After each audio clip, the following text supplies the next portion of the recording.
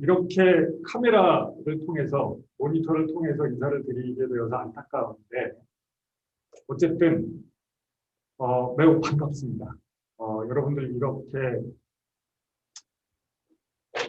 얼굴은 잘 못 보는 상황이긴 합니다만, 음, 그래도 사실은 굉장히 설레고 반가운 마음입니다. 저는 개강에서 첫날이고, 그리고 특히나 작년에 아주 암울한 한 해를 저희가 보내면서 모르면서 학교에서도 어떻게 보면 이 수업이라는 게 정상적으로 진행되기 어렵고 많은 어려움을 겪었던 한 해라 아직도 그 상황이 해소되지는 않았습니다만 그래도 금년에는 좀 나아질 것 같은 희망이 있어서 좀 더 설레는 마음으로 새 학기를 저는 기다렸습니다. 특히 여러분들 중에 지금 거의 50명 가까운 학생이 70명 수강생 중 신입생이셔요. 그래서 이 수업의 첫 시간일 뿐만 아니라 아마도 대부분의 학생들에게 대학원에 입학해서 첫 수업일 것 같아요.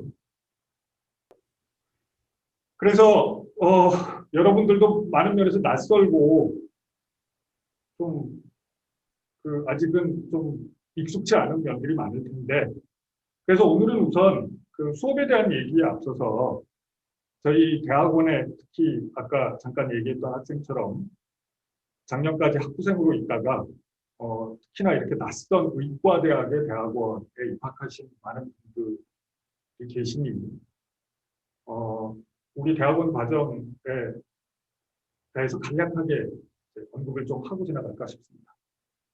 어, 여러분들이 뭐 알고 다 지원을 하신 거겠지만 여기는 울산대학교 대학원 의과학과죠.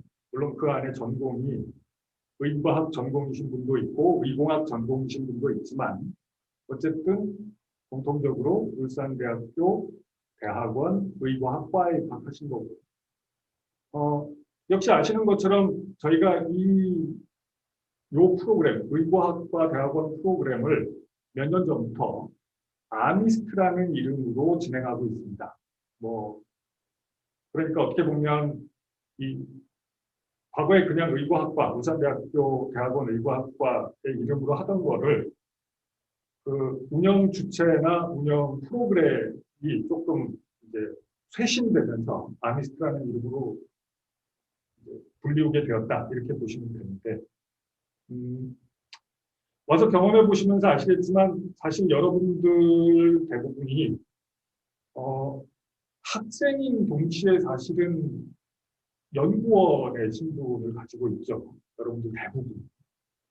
그래서 그 얘기 잠깐 하고 싶습니다. 여러분들이 스스로의 그 아이덴티티에 대해서 내가 지금 어떤 신분, 어떤 위치에 있는가, 내가 어떤 일을 하는 사람인가, 뭐 이런 거와 관련해서 마음 한편으로는 나는 학생이다라고 생각되는 부분도 있을 거고 또 다른 한편으로는 나는 연구원이다라고 생각하는 부분도 있을 거예요. 실제로 뭐 일종의 급여를 받는 연구원 공식적으로 계약서도 쓰고 그렇게 하는 거니까 사실상 뭐 두 가지가 다 해당된다고 할 수 있죠. 그러니까 어떤 직업인으로서 연구원이고 학생이기도 하고 대학원생. 이 두 가지 입장이 많이 다르죠. 네. 월급 받고 일하는 사람이랑 근본적으로. 그 다음에 등록금 내고 학교 다니는 사람이랑은 굉장히 근본적으로 다른 입장이잖아요.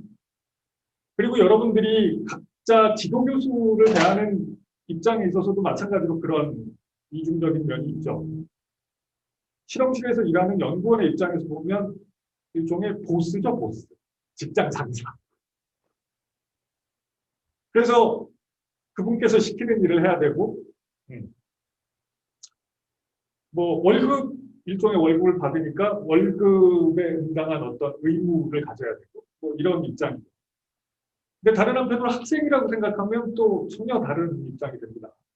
지도 교수님은 진짜 말 그대로 나의 이제 선생님이고, 내가 어떻게 보면 등록금 내고 학교를 다니는 입장으로서 지도 교수님께 가르침을 받을 어떤 권리가 있고, 반대로 지도 교수는 자기가 학생을 책임지고 가르쳐야 되는 입장에 있는 거죠. 그래서 이런 굉장히 이중적인 입장입니다. 서로가. 그때그때 다른 일이긴 합니다만, 적어도 여러분들이, 저 개인적으로 적어도 공부를 하는 동안에는 본인이 적어도 공부할 때는 학생이라는 입장을 꼭 다시 리마인드 해 주시기를 부탁합니다.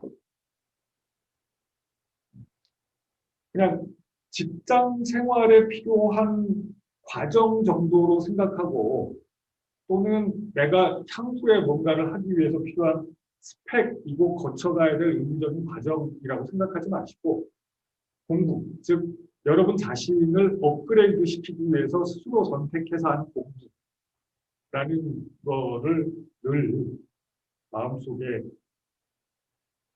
담고 계시기를 바라는 마음입니다. 그거를 헷갈려하는 분들이 많더라고요. 그게 뭐 학생 본인도 그거에 대해서 혼란스러울 때가 있고, 지도 교수도 그럴 때가 있고. 예, 그렇게 해서 여러분들이 이제 울산대학교 의과학과 아티스트 프로그램의 대학원에 입학하셨습니다. 그런데 입학하신 거예요. 저는 교수로서, 여러분들의 지도 교수는 아닙니다만, 제가 지도하는 학생이 있지만 오늘 이 강좌를 같이 수강하고 있지는 않아서, 여러분들은 뭐 저하고는 직접적으로 실험실에서 같이 지도 교수로서 인연을 맺고 있는 관계는 아닙니다만, 어쨌든 이 학교의 일원으로서, 그다음에 특히 이 강좌를 운영하고 있는 책임자로서 반갑고 여러분들하고 친하게 지내고 싶습니다. 진짜로 교수로서. 그리고 실제로 여러분들도 그렇게 생각해 주셨으면 하는 바람이에요. 각자의 지도 교수도 있고 각자 다 공간적으로 떨어진 위치에서 일하고 있어서 서로 얼굴 볼 일이 없는 경우도 대부분 많겠습니다만, 저는 이 학교에 늘 있는 사람이고, 여러분들에게 이런 마음을 갖고 있는 사람이라는 걸 기억해 주시고, 언제든 편하게 저한테 찾아오고 얘기를 하시기를 바라요. 꼭 이 강좌와 관련된 게 아니더라도, 저는 구체적으로는 울산대학교 의과대학은 이제 여러분들 들으셨겠지만 교실 단위로 또 섹션이 나눠져 있는데, 양리학 교실에 근무하고 있는 김영훈이라고 합니다. 이건 안 썼죠. 김영훈이라고 합니다. 일단 첫 대면이니까 이제 제 소개를 잠깐 또 하죠. 저는 울산대학교 의과대학에 지금 21년째 근무를 하고 있죠. 딱 2000년부터 시작해서 지금까지 근무를 하고 있고요. 뭐 여러분들이 주변에서 보시는 수많은 교수들과 특별히 다를 바는 없습니다만, 특히 이 의과학과 프로그램에 대해서는 사실은 뭐 수많은 교수들 중에 그래도 조금 더 인연을 많이 지금도 맺고 있고, 실은 오래전부터 이 인체질환의 이해라는 과목을 통해서 이 학생들하고 매년 사실은 만나오고 수많은 학생들을 그래서 인연을 맺어서 지금도 그 인연을 계속하고 있는 학생들이 굉장히 많고요. 그래서 굉장히 뭐랄까, 이 의과학과 프로그램, 그 다음에 이 강좌에 대해서 좀 정서적인 애착이 있습니다. 제가 2006년인가 7년도부터 이 강좌를 해왔고요. 그 다음에 사실은 이 의과학과의 지금 뭐라고 해야 되나, 그 책임 교수, 담당 교수, 지금 장은주 교수님이 맡고 있는 그 직책을 과거에 2010년부터 시작해서 꽤 여러 해 동안 맡아서 학생들하고 직접 늘 관련된 이 학과 관련된 일에 직접 제가 책임자로 학생들과 직접 다 대면을 해서 얘기를 나누고 그랬던 경험이 있어서 더더욱 애착이 있습니다. 첫 대면이니까 인사. 저는 67년생 년으로 보니까 55살. 한국식 나이로 저도 55살이 됐죠. 55살이 됐습니다. 참. 많이 늙었죠. 예. 55살이 됐고요.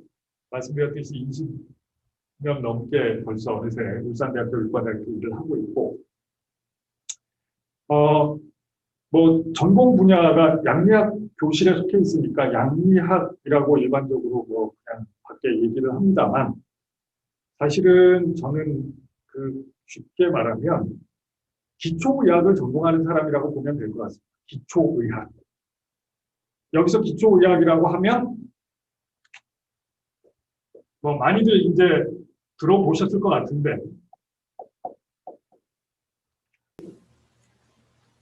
여러분들은 의과학과에 오신 거잖아요. 여러분들 대부분이 생물학 관련 전공 분야를 가지신 분들이 대부분인데, 사실은 어떻게 보면 조금 다른 분야로 옮겨오신 거죠.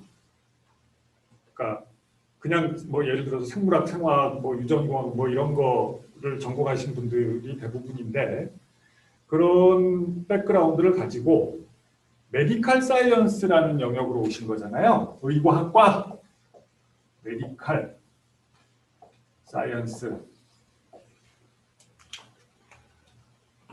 그래서 이제 지금 이 메디칼 사이언스에 대한 가장 기본적인 얘기를 잠깐 또 하려고 하는 겁니다. 메디칼 사이언스가 넓게 보면 그런 생물학 관련 분야 중에 하나라고 물론 할 수 있는데, 이것이 갖고 있는 특성이 있죠. 여러분들도 당연히 아실 거고, 그런 점 때문에 그런 것을 더 공부하고 싶어서 의과학과를 선택해서 여러분들이 대학원을 오신 거잖아요. 근데 여러분들 중에 많은 분들은 아직은 본인이 하여튼 의학적인 거 그런 거를 앞으로 좀 해봐야겠어라고 해서 생각해서 오셨지만, 본인이 선택한 그 분야, 즉 메디칼 사이언스라는 것이 과연 어떤 것을 다루고 구체적으로 어떻게 구성되고 어떤 것들을 배우는 것인가에 대해서 아직은 좀 명확하게 개념이 잡히지 않는 부분이 많으실 거예요. 메디칼 사이언스라고 하는 것은 짐작하시다시피 진짜 이 병원, 의사 이런 것들을 연상시키는 학문 분야인데, 그냥 의학이라고 우리가 부르는 거죠. 근데 이게 크게 보면 임상의학과 기초의학으로 나눌 수 있습니다. 임상, 즉 클리니컬이라는 이제 정말 앞으로 여러분들이 자주 듣게 되실 그런 용어들인데, 이건 베이직. 클리니컬이라는 건 아시다시피 이게 원래 침대라는 뜻인데, 환자가 누워있는 침대를 말하는 거죠. 그래서 하여튼 환자와 대면하는 이런 뜻입니다. 직접 환자와 대면하는, 직접 환자와 연관되는 이런 뜻이에요. 그래서 클리니컬 메디신이라고 하면 현실적으로는 환자를 대하는 과정에서 필요한 여러 가지 학문적 기술이나 지식 이런 거를 말하는 거예요. 그래서 짐작하시다시피 진단, 치료 이런 거와 관련된 거를 얘기하는 거죠. 그래서 굳이 이런 거와 관련된 학문 분야를 나눠서 얘기하자면 보통들 그렇게 합니다. 내과학, 외과학, 산부인과학, 정신과학 이런 식으로 얘기를 해요. 그래서 학자를 이렇게 붙이는데, 사실은 엄밀하게 얘기하자면 이 임상의학이라고 하는 것은 학문의 한 분야라기보다는 기술의 분야라고 봐야 됩니다. 그러니까 의학이라기보다는 조금 더 구체적으로 명확한 표현을 찾자면 의술이라고 보는 게 맞죠. 의술. 사이언스 앤 테크놀로지 중에 테크놀로지라는 거죠. 네, 사이언스, 테크놀로지 보통 이렇게 크게 우리가 공부하는 영역을 나누는데 임상의학이라고 하는 것은 테크놀로지의 영역이라고 할 수 있고 실제로 이제 의사들이 그런 테크닉, 의수를 펼치는 기술자들인 거죠. 네, 기술자. 그래서 이게 대상이 사람이기 때문에 워낙 우리가 질적으로 다르게 느껴지지만 의사들이 하는 일은 자동차 정비공이 자동차를 고치는 거랑 사실 되게 비슷해요. 네. 자동차가 뭐 어디서 문제가 발생했는지를 찾아내고 그래서 뭐 예를 들어서 그거를 이제 문제를 해결하기 위해서 뭐 어떻게 해야 되는지 기름을 쳐야 되는지 부품을 갈아야 되는지 뭐 이런 거를 찾아내서 실제로 그걸 해가지고 문제를 해결하는 이런 과정이잖아요. 의사들이 하는 의술이라는 것이. 그거는 그러니까 다시 말하면 우리랑 별 관계없다는 얘기죠.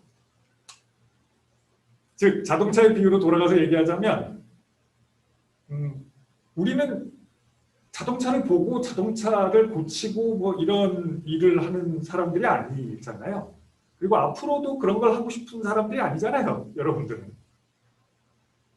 그 자동차의 원리에 대해서 연구를 하고 진단과 치료의 기술의 기반이 되는 베이스가 되는 학문적 영역을 연구하고 그런 새로운 기술을 개발하는 그 기반을 제공하는 것. 이게 우리가 하고자 하는 일인 거죠. 공감이 좀 되셔야 되는데 여러분들이 잘 모르셨을지 모르겠는데 여러분이 하고자 했던, 여러분이 하고 싶어 했던 거가 그거예요. 만약에 제 얘기를 지금 들었는데 내가 하고 싶었던 게 그게 아닌데 싶으면 대학원에 잘못 오신 거예요. 지금 빨리 사퇴해야 돼 그럼.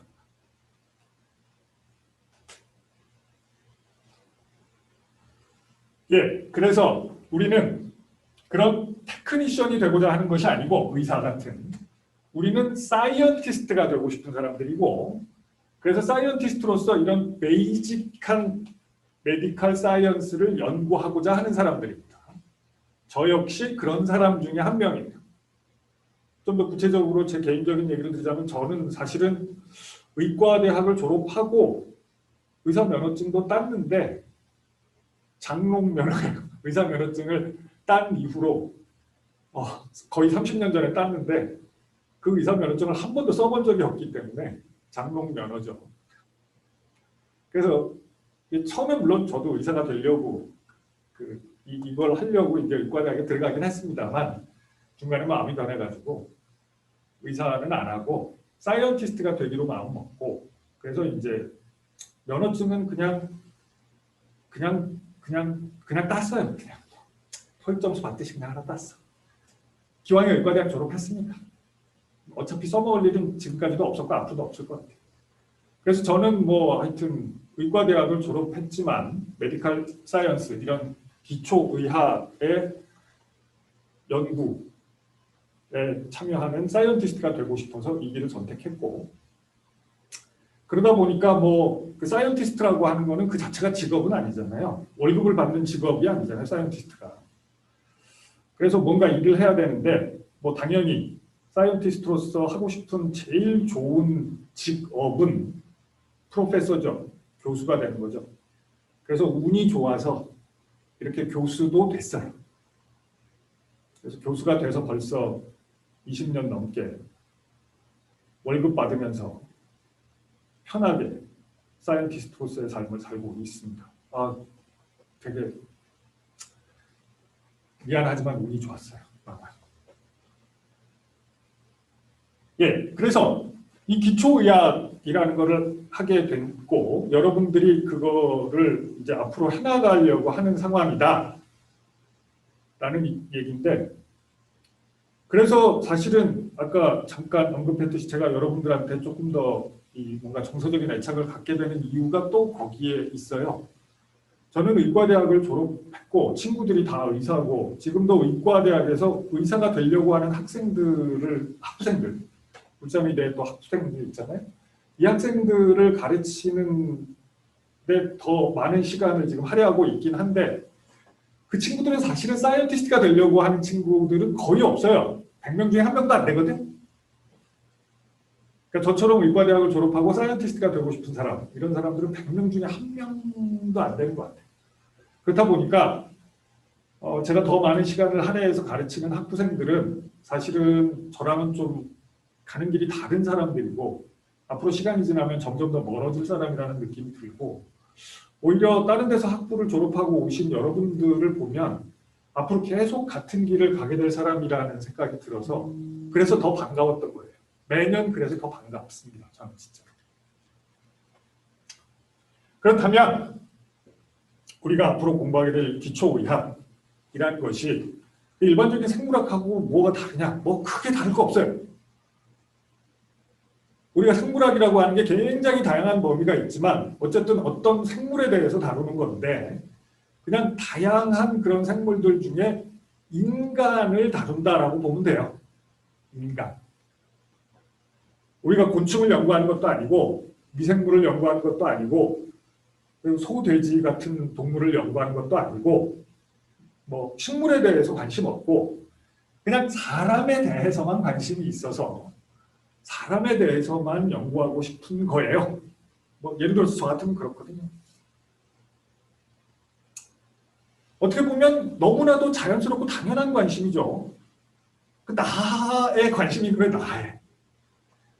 나는 곤충도 아니고 미생물도 아니고 소도 돼지도 아니고 사람이라서 여러 가지 동물들 중에 식물들 중에 생물들 중에 사람에 관심이 있는 거예요.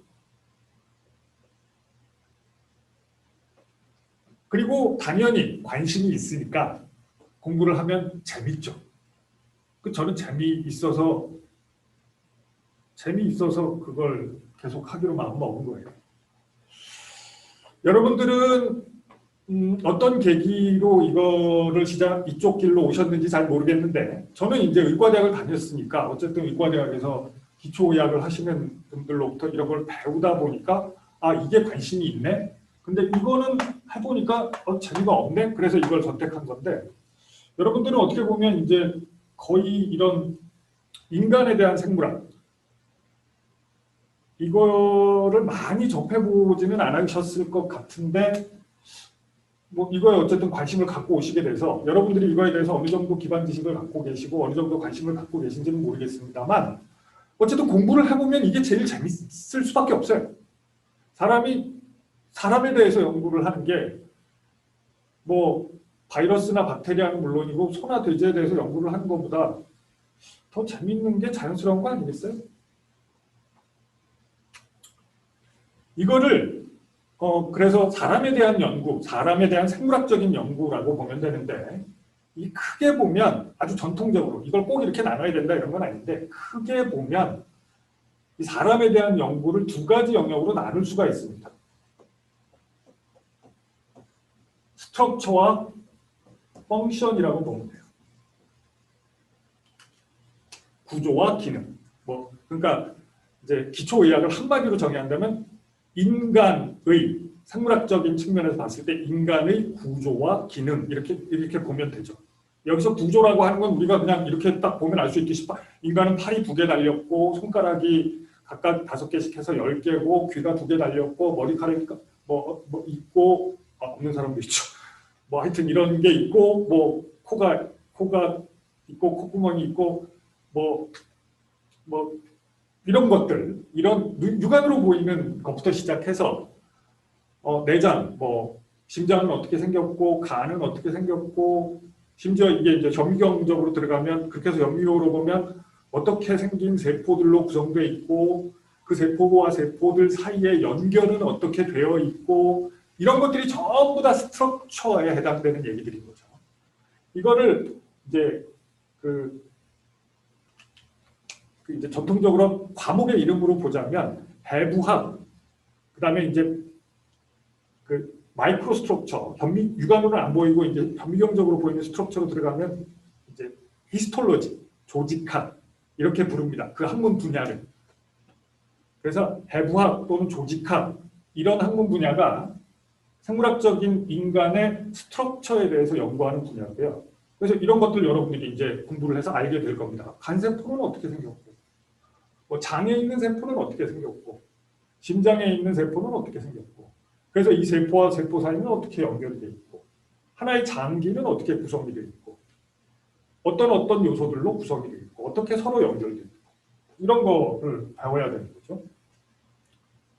그런가 하면 한편으로는 눈에 보이는 스트럭처 말고, 그래서 그런 구조물들이 생명 현상과 관련해서 어떤 기능을 하고 있느냐 하는 것을 연구하는 분야가 펑션에 대한 건데, 이런 것이 바로 이제 피지올로지라고, 보통은 이게 이제 한마디로 뭐 아나토미라고 우리가 전통적으로 부르는 학문 영역이라면, 이게 이제 피지올로지라고 부르는 전통적인 학문 영역이죠. 우리말로는 이제 해부학, 이거는 생리학.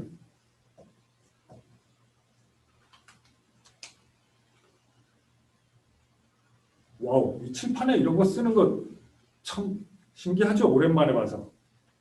저도 이거 거의 요새는 안 하는 수업 방식이라 하면서도 낯설다.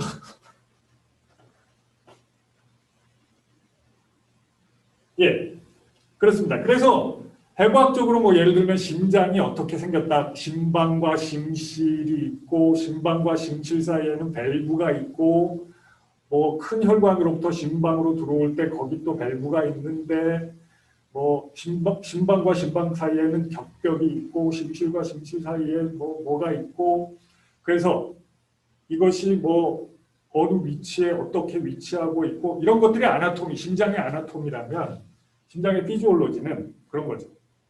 심장이라는 게 실제로 기능을 하는 걸 보면 계속 지속적으로 수축했다 이완했다 수축했다 이완했다 하는 거잖아요. 그때 이 과정에서 블러드가 어디로부터 흘러 들어와서 어떤 통로를 거쳐서 어디로 이동해서 어디로 또 흘러서 어떻게 전신으로 순환이 되고, 그 과정에서 전신으로 순환이 되게 만드는 원동력, 즉 근육의 수축력, 이런 것이 어떻게 작용하는지, 뭐 이런 거. 이게 그냥 해부를 해서 심장을 본다고 알 수 있는 게 아니잖아요. 실제로 인간이 예를 들면 요 심장의 해부만 예를 들어도, 인간이 심장의 스트럭처를 알게 된 건 매우 오래된 일이죠. 당연히 수천 년 전의 일이죠.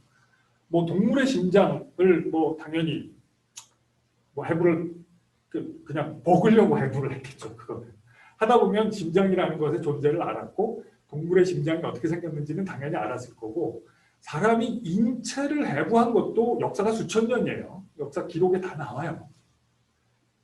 의학적인 목적으로든 아니면 종교적인 목적으로든 뭐 어떤 목적으로든.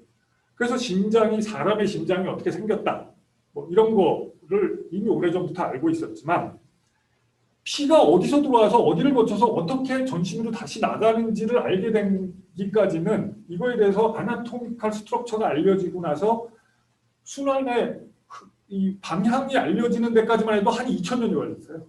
그때까지 몰랐어요. 그냥 해부에서 보는 걸로는 알 수가 없어요. 다양한 기법들을 이용해서 연구를 해서 알게 되는 거죠. 그게. 이게 생각보다 굉장히 어렵습니다. 그리고 사실은 우리가 스트럭처 자체를 아는 것만으로는 실제로 의학적인 어떤 학문적으로나 기술적으로나 큰 도움이 될 것이 없어요. 뭐 이게 예를 들어서 우리가 눈에 보이는 스트럭처 중에도 코가 이렇게 생겼는데, 뭐 코가 삐뚤어졌다든지 콧구멍이 하나밖에 없다든지 뭐 이러면 그게 이상하다는 건 알지만, 그로 인해서 어떤 문제가 발생할 것인가, 그 다음에 그 문제로 인해서 어떤 증상이 나타날 것인가, 이런 걸 그 구조를 보는 것만으로는, 심장의 구조를 통해서 혈액의 흐름을 알 수 없듯이 구조를 보는 것만으로는 알 길이 없고, 당연히 반대로 생각해서 어떤 증상이 일어났을 때, 코막힘이 일어났을 때 이게 코가 삐뚤어져서 그런 건지, 뭐 그래서 어떻게 하면 이거를 해소할 수 있는지 당연히 알 수가 없겠죠. 그래서 궁극적으로는 펑션을 이해하는 것이 가장 궁극적인 이 학문 분야의 목표라고 볼 수 있는 거죠. 그래서 한마디로 우리가 연구하고자 하는 의학 중에, 기초의학 중에 우리가 연구하고자 하는 인체에 대한 학문의 궁극적인 목표는 이거가 아닐까 저는 뭐 그렇게 생각해요. 그래서 저는 네 전공 분야가 뭐냐라고 하면 네가 연구하고자 했고 지금 하고 있는 일이 뭐냐라고 하면 한마디로 굳이 기존에 있는 학문의 영역 중에 하나를 고르라 그러면 생리학이라고 얘기를 합니다. 소속된 교실은 양리학 교실이긴 합니다만 양리학도 저는 크게 보면 생리학의 한 영역이라고 생각하기 때문에 그리고 실제로 뭐 양리학 교실에 속해 있지만 그리고 약에 대해서 학생들한테 의사가 되고자 하는 학생들한테 가르치기는 하지만 솔직히 말하면 약 자체에는 별로 관심도 없고 약 먹는 거 극도로 싫어하고 막 그래가지고 뭐 약에 대해서 연구한다고 얘기하기는 부끄럽고요. 실제로 그렇지가 않은 거죠. 저는 피지올로지를 연구하는 사람이라고 생각하시면 될 것 같아요. 근데 피지올로지가 아까 양리학에 관해서도 말씀드렸던 것처럼 이게 이제 영역이 크게 보면 이렇게 나누어질 수 있습니다.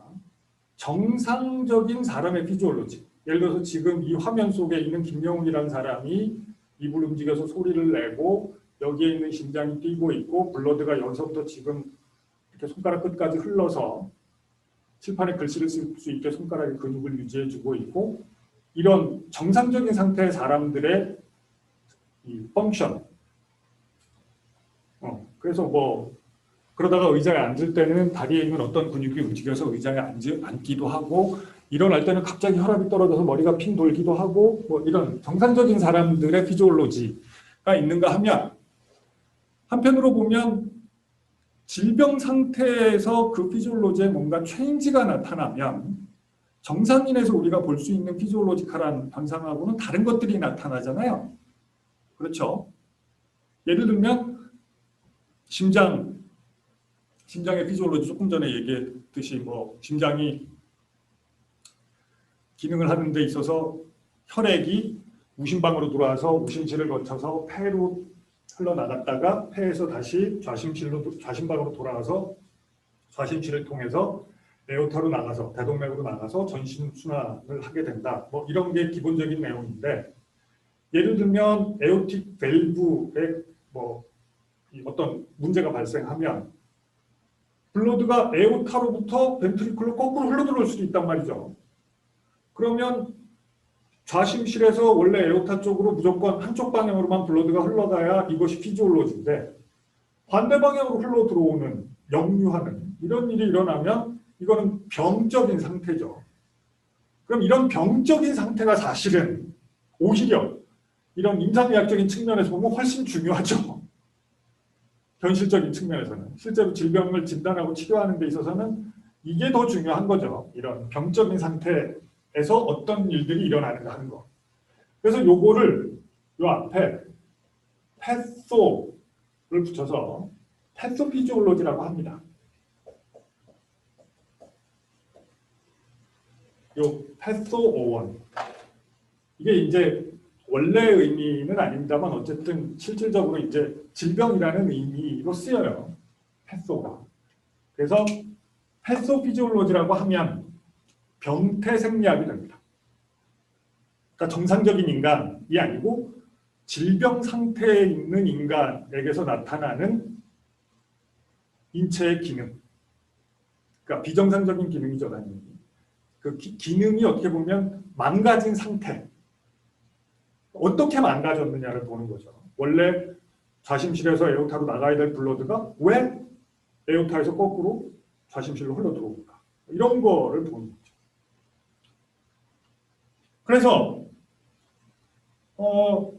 지금 우리가 한 학기 동안 인체 질환의 이해라는 강좌를 통해서 하고자 하는 게 뭐냐 하면 이겁니다. 패소피지올로지, 병태 생리학. 패소피지올로지를 공부하려고 하는 거예요. 물론 세상에 너무나 많은 병들이 있으니 그 모든 병의 메커니즘과 뭐 원인과 뭐 그때 나타나는 여러 가지 체인지들에 대해서 우리가 다 연구할 수는 없을 거고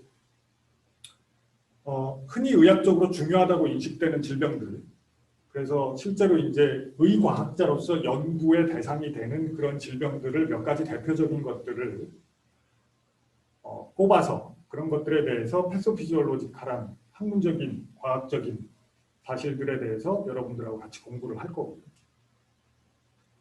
지금 얼핏 얘기를 하는 과정에서 여러분들 느꼈듯이 사실은 패소피지올로지라고 하는 걸 공부를 하려면 질병 상태 이전의 피지올로지를 모르고는 안 돼요. 그러니까 원래는 블러드가 좌심실로부터 에오타로 흘러나가는 게 정상적인 흐름이다라는 사실을 모른 상태에서 에오타에서 벤트리클로 블러드가 흐르는 현상을 봤을 때 그게 비정상이라는 것 자체를 판단할 수가 없죠. 당연히. 그러니까 우리가 학문적으로 이 패소피지올로지에 접근하기 위해서는 사실은 기본적으로 피지올로지를 먼저 공부를 한 다음에 패소로직한 상황에서 이것이 어떻게 변하는가를 봐야 되는 거잖아요.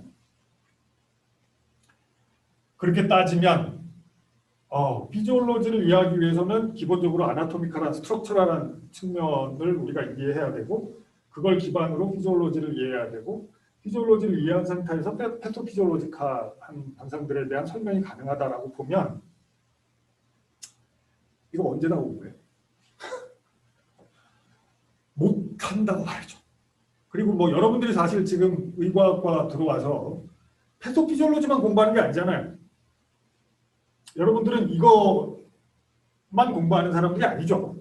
사실은 많은 분들은 사실은 또 임상의학적인 좀 더 임상의학적인 측면에 실제 기술 개발과 관련된 일들을 하고 계시잖아요.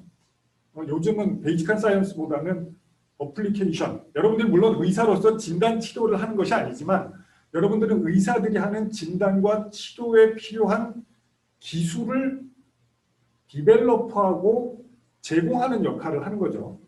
그래서 그런 지식, 그다음에 뭐 기술, 실제로 어떤 그 기술의 결과물로 나타나는 디바이스나 뭐 진단기기 또는 신약, 새로운 약물 이런 것들의 디벨로프먼트 단계에 일하고 계신 분들이 많죠. 그리고 실제로는 그걸 하려고 오신 분들이 굉장히 많은 것 같아요.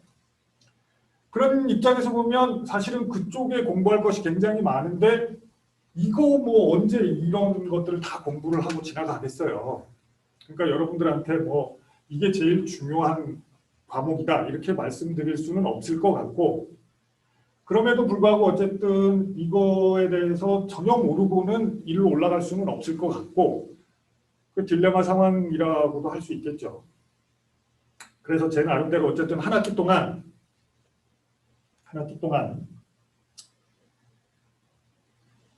뭐 그 몇 개의 대표적인 질병을 골라서 그거와 관련된 기본적인 스트럭처와 펑션, 즉 노멀 피지올로지에 대한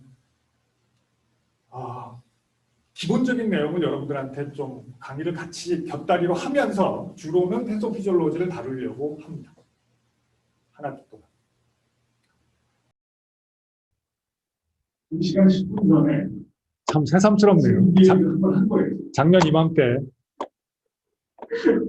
이런 걸 한 겁니다. 다음 시간에는 이런 거를 보시게 됩니다. 그래서 작년 3월 24일에 했던 거죠. 오늘 주제는 질병과 관련된 예, 그런 겁니다. 우리가 앞으로 공부하면서 시험 얘기를 안 할 수가 없죠. 작년에 예를 들자면 작년에는 뭐 똑같이 금년처럼 이렇게 출발을 했어요. 상황을 봐가면서 중간고사, 기말고사를 결정하자 이렇게 출발을 해서 당연히 뭐 작년 같은 경우에는 중간고사는 못 봤고요. 기말고사만 봤는데 기말고사도 심지어 오프라인으로 볼 수가 없어서 온라인 시험을 봤거든요. 온라인 시험을 그래서 그것도 뭐 온라인 시험을 객관식으로 보고 했는데 나중에 기회가 되면 한번 보여드릴 텐데 정말 한심한 결과가 나왔어요. 시험을 봤는데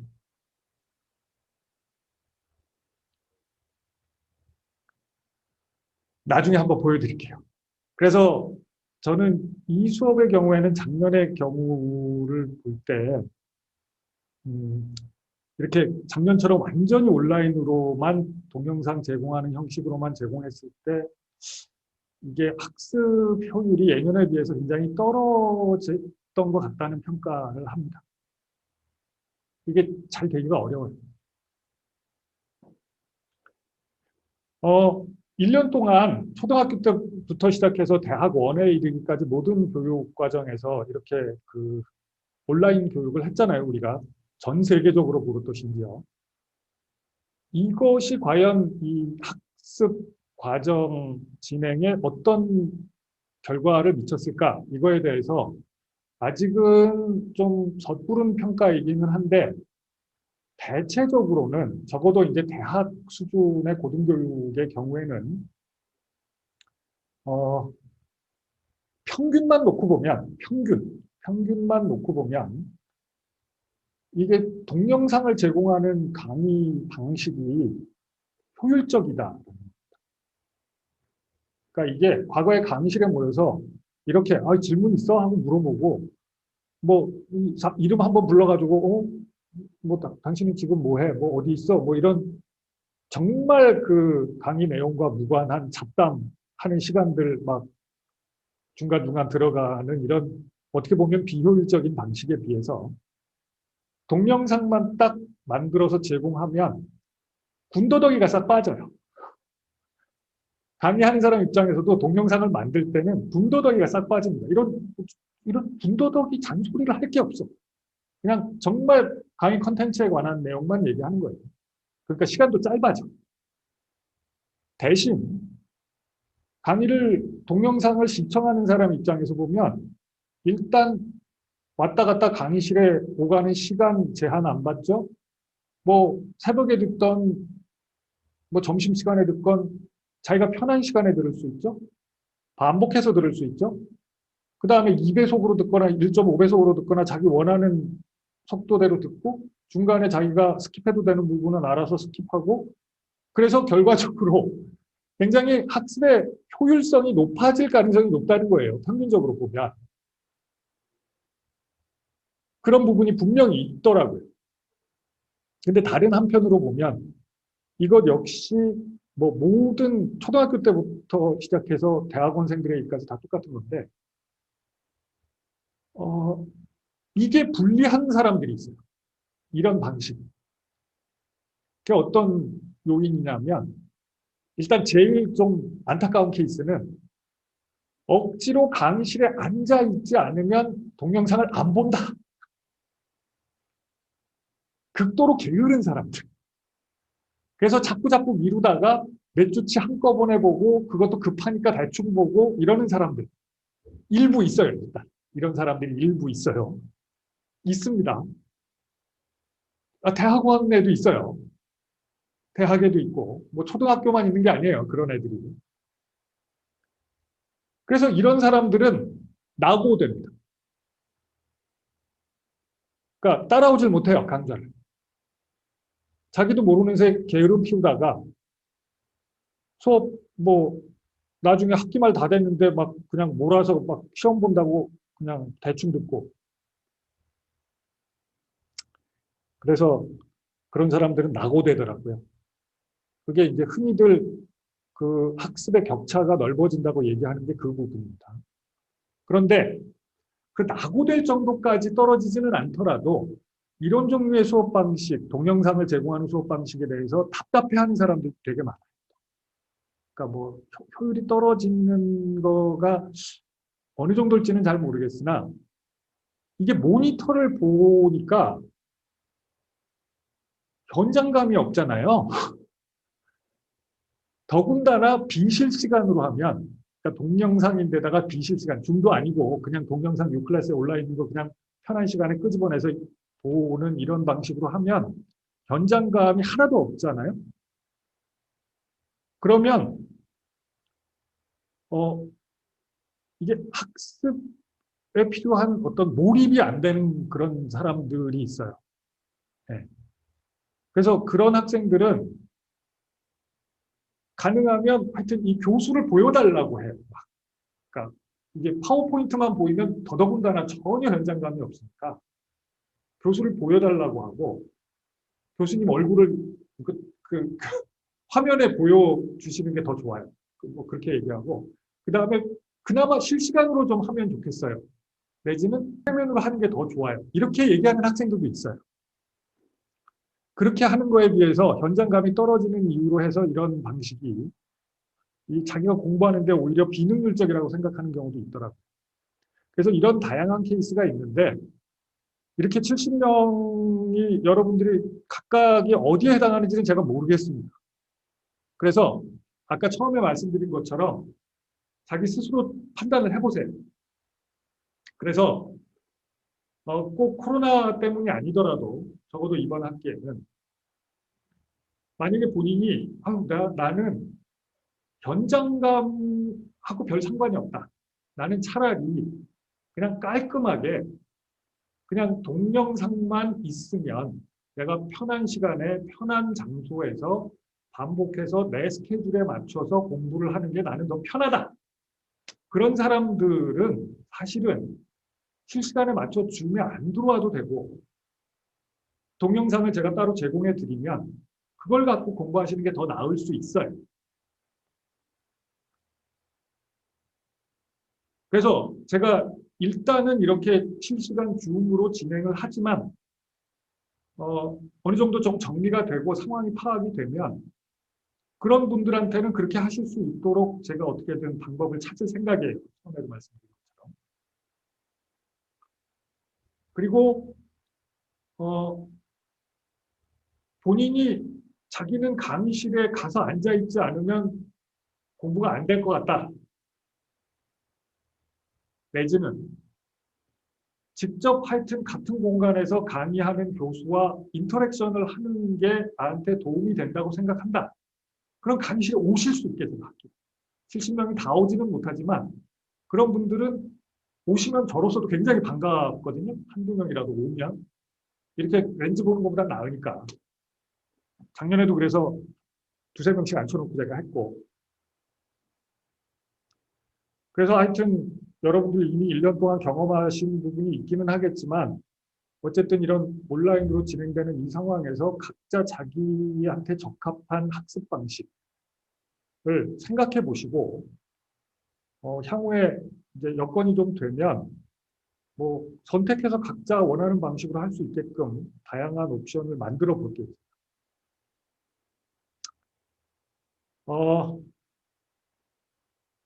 잠깐 동안 제가 시험에 대해서 얘기를 하지 않을 수가 없으니까 제가 이게 시험을 오프라인으로 볼 수 있는 상황이 되면 기말고사 나도 그러면 그냥 오랫동안 그 서술형 문제를 이제 그러니까 한 강좌당 서술형 문제 1개 또는 2개 정도의 시험 문제를 내서 서술형 문제예요.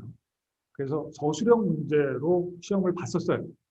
근데 이게 오프라인으로 시험을 볼 때는 그게 가능한데 온라인으로 시험을 볼 때는 그게 현실적으로 가능하지가 않거든요.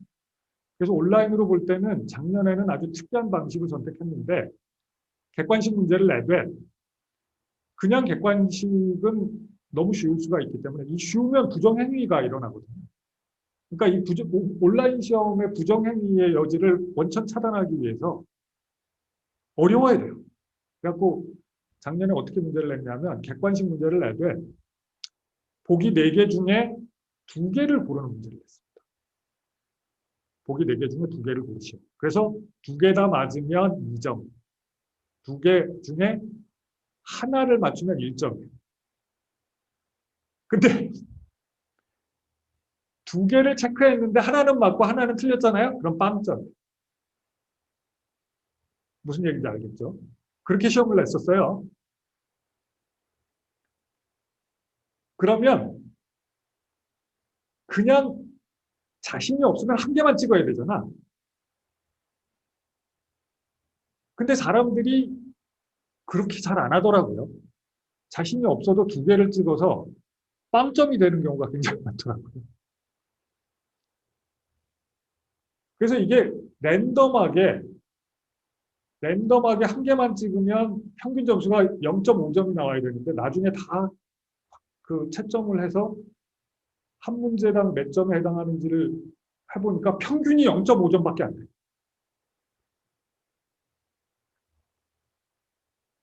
그래서 그냥 결과가 아까 비참했다고 얘기한 게 그겁니다. 16주 동안 공부를 했는데 공부 하나도 안 하고 그냥 랜덤하게 찍은 사람이랑 평균 점수가 같게 나왔어요. 작년에 이 수업 들었던 사람들한테 한번 물어보세요.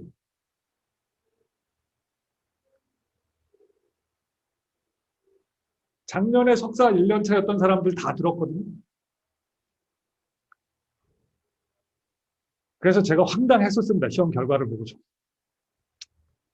그래서 금년에도 만약에 온라인으로 밖에 시험을 볼 수 없는 상황, 최악의 경우 그렇게 되면 작년과 비슷한 형태로 그렇게 시험을 볼 겁니다. 객관식 문제를 내고 보기 4개 중에 2개를 고르되 2개를 찍었는데 1개는 맞고 1개는 틀린 답이었으면 빵점.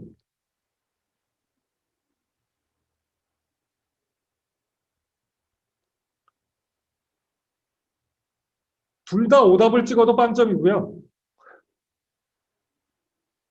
둘 중에 하나만, 아니, 2개 안 찍고 하나만 찍었는데 오답이어도 빵점이고, 예, 그런 거예요. 마이너스 점수는 안 줬어요. 제가 그래도 마이너스까지 주려고 하다가 그래서 각각의 문제당 빵점 아니면 1점 아니면 2점이었는데 각각의 문제에 대한 평균 점수가 0.5점이었다고. 결과가 60명이 시험을 봤는데 0.5점이었다고.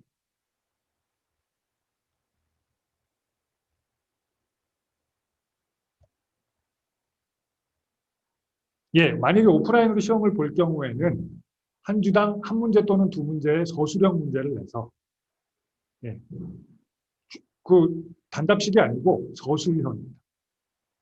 뭐뭐에 대해서 쓰시오. 뭐 예를 들면 뭐 그런 거죠. 뭐 타입 2 DM, 그러니까 2형 당뇨병의 원인에 대해서 아는 대로 기술하시오. 뭐 이런 식이에요. 그런 서술형. 실은 제가 지향하는 가장 바람직한 시험의 방식은 저랑 1대1로 만나서 오랄 테스트하는 겁니다. 그 서술형 문제를 저를 쳐다보고 말로, 오랄로 기술하는 거예요. 제가 지향하는 방식인 건데 수강생이 너무 많아서 그렇게 할 수가 없어가지고 그냥 종이에 쓰라고 하는 겁니다. 그래서 제가 혹시 따로 종이로 쓰는 시험 말고 과거에 그렇게 했어요. 따로 종이에 쓰는 시험 말고 나랑 1대1로 오랄 테스트를 받고 싶은 사람은 그걸 선택할 수 있게 했습니다. 역사상 그 방식을 선택한 사람이 한 명 있었어요. 10여 년 동안 제가 이 강좌를 하면서 한 명 있었어요. 2016년도인가 한 명 있었어요.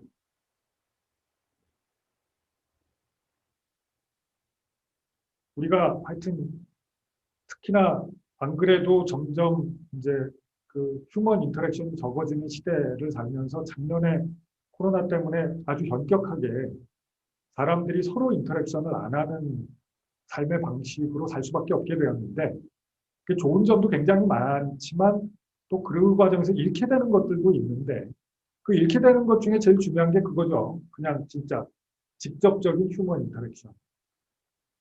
그거를 이름으로써 생길 수 있는 문제들도 굉장히 많거든요. 수업의 현장감이 떨어진다 뭐 이런 거와 비슷한 맥락으로 사실은 사람들이 그것 때문에 겪게 되는 로스, 상실이 상당히 큰 것 같아요. 일단 우울해지고 뭔가 행동의 동기도 떨어지고 무엇보다도 좀 능력이 떨어지게 되는 부분도 있는 것 같아요. 이게 우리가 실험을 하든 공부를 하든 궁극적으로는 뭔가를 함에 있어서 수행의 결과에 영향을 미치는 인자 중에 하나가 사실은 휴먼 인터랙션입니다. 이게 뭐 벤치에 앉아서 혼자 팔페팅 하는 걸로 끝날 것 같지만 그렇지 않아요. 사람과 사람이 서로를 이해하고 자기를 서로에게 이해시킬 수 있는 이런 기술이라는 게 엄청 중요해요. 어떤 일을 하든. 근데 직접적인 휴먼 인터랙션의 기회가 적어지면 적어질수록 그런 능력이 퇴화되기 때문에 전반적으로 인간의 기능이 떨어지는 면이 있습니다. 이게 마치 그 언제부턴가 내비게이션에 익숙해지면서 사람들이 훨씬 길치가 되는 거랑 비슷하게 능력이 떨어지게 만드는 부분들도 있거든요.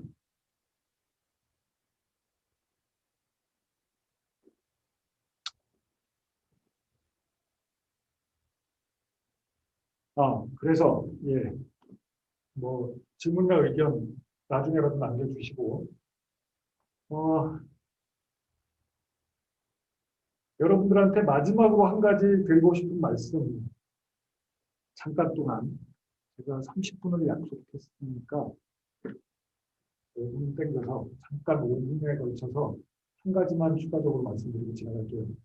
휴먼 바이올로지가 다른 분야, 동물의 바이올로지, 뭐 미생물의 바이올로지를 연구하는 데 있어서 조금 다른 측면이 뭐가 있냐면 이게 얘기했듯이 이제 이게 나에 대한 연구이기 때문에 재미있기도 한 반면에 내가 그러니까 나도 인간이기 때문에 인간에 대해서 우리가 가지고 있는 선입견 때문에 인간의 피지올로지를 연구하는 데 있어서 조금 오히려 혼란을 겪게 되는 일들이 가끔 있습니다. 그게 뭐냐 하면 예를 들어서 우리 몸에서 일어나는 어떤 현상이 있을 때 예를 들면 우리 몸에서 어, 뭐 밥을 많이 먹으면 트림이나 이런 일이 일어났을 때 우리는 이런 우리 몸에서 일어나는 모든 현상에 대해서 뭐 날씨가 추워지면 콧물이나 뭐 이런 피지올로지컬한 현상들 있잖아요. 이런 거에 대해서 이 동물이나 미생물에서 그런 일이 일어났으면 아주 객관적이고 과학적으로 그 메커니즘을 설명하려고 할 텐데 사람에게서 일어나는 일이기 때문에 그런 인간성을 부여하려고 하는 그런 경향이 있어요. 그러니까 목적이 있을 거라고 생각합니다. 의도가 있을 거예요. 뭐 예를 들면 콧물이 나는 것은 코 안에 들어와 있는 이물질을 제거하기 위해서 콧물이 나서 이걸 씻어내는 거다라든지 뭐 아까도 예를 든 게 뭐였죠? 뭐 하여튼 우리 몸에서 일어나는 일들과 관련해서 심지어 우리가 실험실에서 보는 세포적인 수준의 일에 대해서도 이것이 좋은 결과를 위한 어떤 수단일 것이다. 과정일 것이다라고 생각하는 경향이 있어요. 그렇게 되면 뭔가가 좋을 것이다. 뭐 예를 들어서 어떤 새로운 유전자가 발견이 됐어. 전에 없던 새로운 유전자 또는 새로운 단백질이 발견이 됐어. 그러면 우리는 항상 그렇게 생각하죠. 이 현상의 이유가 뭘까라고 할 때 이것이 왜 우리 몸에 필요한가라고 생각한 거죠. 이것이 하는 기능이 있을 것이다. 이 단백질이 뭔가가 언노운 프로테인이 새로운 것이 발견이 됐을 때 이 프로테인은 분명히 어떤 기능을 할 것이다. 우리 몸을 위해서 베네피시하다. 이렇게 생각하는 거예요. 그렇지 않은 것은 우리 몸에는 없다라고 생각하죠. 우리 몸에 뭔가가 있는데 그것이 오히려 없는 게 더 좋은 어떤 구조물이거나 기능일 수는 없을 것이다.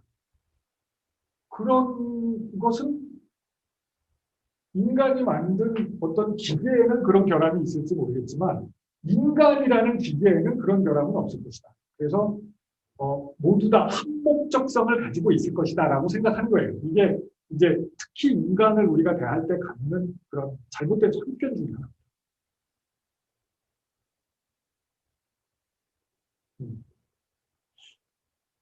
그 나중에 이제 하나하나 구체적인 사례를 얘기하다 보면 여러분들이 이제 이 말의 의미를 조금 더 구체적으로 인식을 하실 텐데 어쨌든 우리는